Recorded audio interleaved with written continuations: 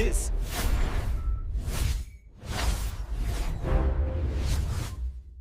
આગામી 12 એપ્રિલના રોજ પાદરા નગર નાગરિક બેંક સહકારી બેંકની વ્યવસ્થાપક મંડળની યોજાનાર ચૂંટણીમાં ભાજપ પ્રેરિત પેનલના ઉમેદવારોએ ચૂંટણીના શ્રી ગણેશ સાથે ધારાસભ્યોની અધ્યક્ષતામાં ઉમેદવારો અને સમર્થકો સાથે ભાજપના મુખ્ય હોદ્દેદારોની વ્યાપક મિટિંગ યોજાઈ હતી। યોજાયેલી મિટિંગમાં ધારાસભ્ય ચૈતન્યસિંહ ઝાલા ખાસ ઉપસ્થિત રહ્યા હતા।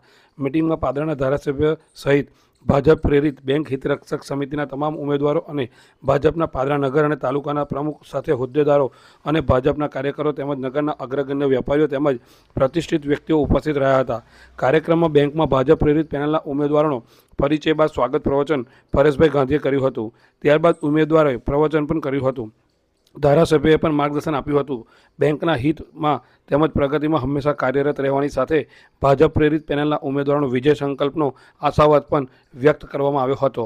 પાદરા નગર નાગરિક સહકારી બેંકની આગામી ચૂંટણીમાં ભારતીય જનતા પાર્ટી પ્રેરિત બેંક હિતરક્ષક સમિતિના સૌ ઉમેદવારોના આમંત્રણને માન આપીને પધારેલ ધારાસભ્યશ્રી, તાલુકાના શહેરના યુવાનો વડીલો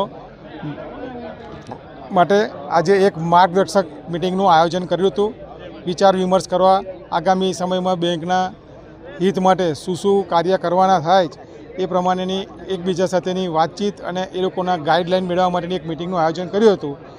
આજ રોજ અમારી પેનલના એક ઉમેદવાર તો બિનહરીફ થઈ ગયેલા છે, બાકીના 14 ઉમેદવારો આજે ચૂંટણીમાં ઉમેદવારી કરી રહ્યા છે।